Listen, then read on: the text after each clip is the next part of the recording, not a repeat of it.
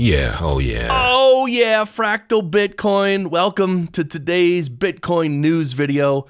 My name's Chris. Please make sure you subscribe and follow the channel. Let's get right into the Bitcoin price update.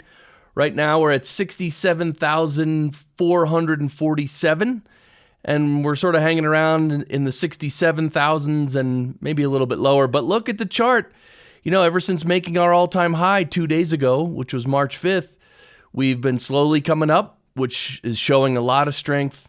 And it's just a matter of time till we, about 69,300-ish.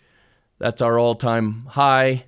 And we'll be passing that pretty soon. Or we might get rejected by it and we might come back down a little. Not a big deal. The next 18 months is the bull run. We're already going up. Everything's great. A lot of energy in the Bitcoin space. It's a lot of fun. So this is just in. Bitcoin signal infiltrating the Wall Street Journal. Yeah, so the mainstream, lamestream media, or the corporate media, what it really is, the corporate propaganda machine, they're embracing Bitcoin. Well, why? Because they can't avoid it. At some point, you just can't avoid it. And that's how strong Bitcoin is. These guys have to dance to Bitcoin's tune, not the other way around. And the headline here says, Bitcoin bulls cite a simple reason for its rally: not enough coins. What makes the cryptocurrency different from just about any other commodity is its tightly constrained supply.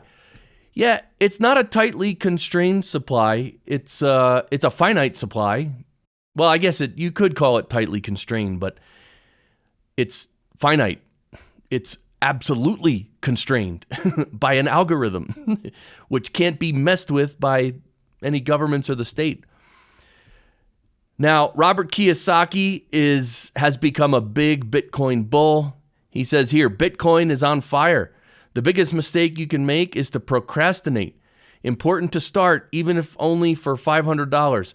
Next stop, $300,000 per Bitcoin in 2024.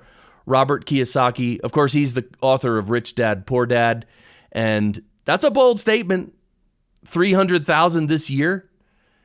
That's a pretty bold statement, but you know what? Totally doable. It sounds crazy, but it's totally doable. Now, this article is really making some waves here. This is Alan Kohler. He wrote an article titled, Bitcoin is not a Ponzi bubble. It's worse, an insurrection. Okay, but this article is actually pro-Bitcoin. It's just the title makes you think that it's not. So let's scroll down to the end here. Don't get dizzy as I scroll, but if we go toward the end, I want to read this little bit here. In 1816, Thomas Jefferson declared that, quote, banking establishments are more dangerous than standing armies, and that the principle of spending money to be paid by posterity under the name of funding is but swindling futurity on a large scale. He was proven right many times in 1892, 1907, 1929, 1982, 1989, and 2008.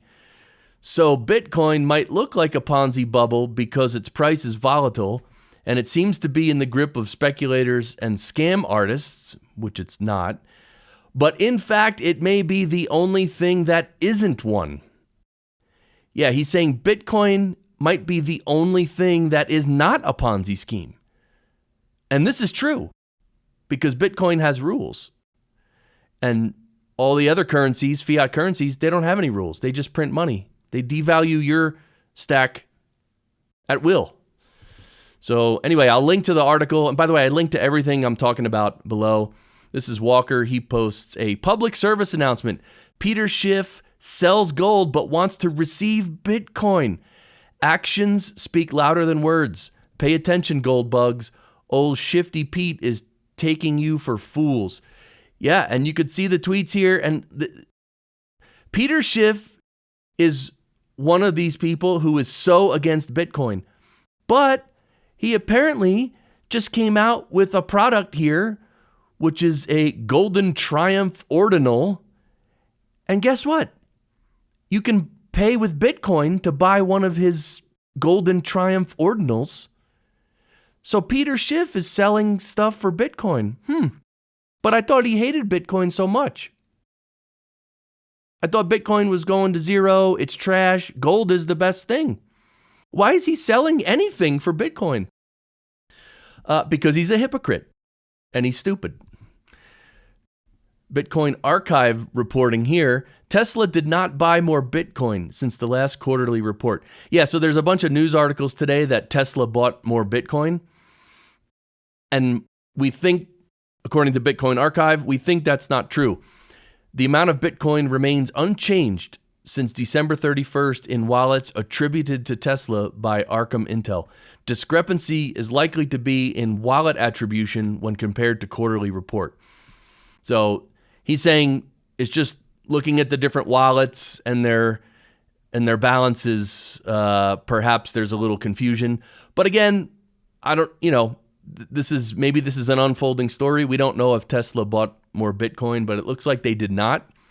Anyway, here's a little video from Julian Figueroa on Primal, which is a Nostr platform. And it's a little video. We're going to watch it here. How rare will it be to own one entire Bitcoin? How rare will it be? Let's see. How rare is it to own one whole Bitcoin? If you look roughly at the distribution of how many wallets have more than half a Bitcoin, only 4.5 million people could realistically claim to be whole coiners as of today. That's less than the population of Alabama. Sweet home Alabama. But because Bitcoin is divisible up to 9 decimal places, there is technically enough Bitcoin for every person on the planet to have some. If you did divide up all 21 million Bitcoin that will ever exist evenly to every person on Earth, each would get about 0.0026 BTC, or roughly $120 when this video was published. Now, whatever your thoughts on Bitcoin are, if you think that there is more than even a 0.01% chance that Bitcoin could become the world's next reserve currency, not owning at least that much means that you would hold less than the average human on the planet. Today, you can buy that much for 20 Starbucks coffees, 7 movie tickets, or the average cost of a date night. They say you can't buy love, but you can definitely afford to stack some sats. Yeah, so you can definitely afford to stack some sats. I thought that was pretty fascinating. If you divide 21 million Bitcoin to every person in the whole world, that's 0.0026 Bitcoin. So yeah, the idea is there's not a lot to go around, and it's still very, very early. So let's move on to the next story here, which is connect the dots. Number one, Friday, the White House, unprompted, says banking system is sound and resilient. 2, Tuesday, Bitcoin hits 69,000 and gold breaks $2,100, making new all-time highs. Both assets considered hedges against systemic risk. 3, Wednesday, NYCB crashes 40%. Bank crisis 2 gonna break out? Yeah, so this is what happens. The government says, oh yeah, everything's fine, no problem. And the government, yeah, they're supposed to protect you and your bank, right? And your money. Yeah, they don't. They don't. And here's a great quote. I love this. I'll include this link to the tweet, but I just love this quote from Nico Moran. I refuse to use a money that another man can create for free. Imagine that. You have to earn your money, but someone else, the government, can just print it for free. Yeah, it's not fair. It doesn't make sense. But this is exciting. Students in El Salvador learn how to run a Bitcoin node from Start9 Labs through the Node Nation education program. These children will shape the future of El Salvador. Yeah, look at these kids. They're teaching them. They're breaking out the Start9s. Start9 is a personal server, which you can buy and use at home. Hold on, I'm going to rewind the video here.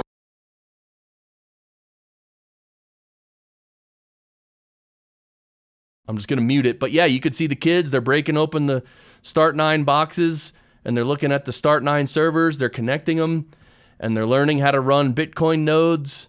It's great. This is happening in El Salvador. This is what we need to be teaching the kids, right? This is how the kids are going to learn and thrive in the new world that's being created right now. Here's one from Swan. It's a quote from Michael Saylor, actually. There's not a single PhD economist that actually went to school in the era of perfected money. Now, you got to think about that one for a minute, because what he's talking about is Bitcoin, because Bitcoin is perfected money. And so you have all these economists, they've been learning about fiat, but fiat is the old way. It's the corrupt way. Now you have perfect money. Now it's catching on. And think about it. There's no PhDs that have a PhD in Bitcoin, right? They don't exist yet, which is interesting because the establishment has shunned Bitcoin for so long, and the adoption is still going to take some more years. Very interesting. But Geyser is a platform where you can crowdfund, and they just launched the beta for subscriptions. Are you a creator and want to integrate subscriptions to your Geyser project? Yeah, you can join the beta. And so this is Geyser. It's a crowdfunding platform, and they crowdfund Bitcoin for you. So if you have a project you want to crowdfund for, go to Geyser, set up I think you log in with your basically your Nostr account or a Lightning wallet, and you can have a fundraising campaign, crowdfunding, and people can donate in Satoshis. It's really cool.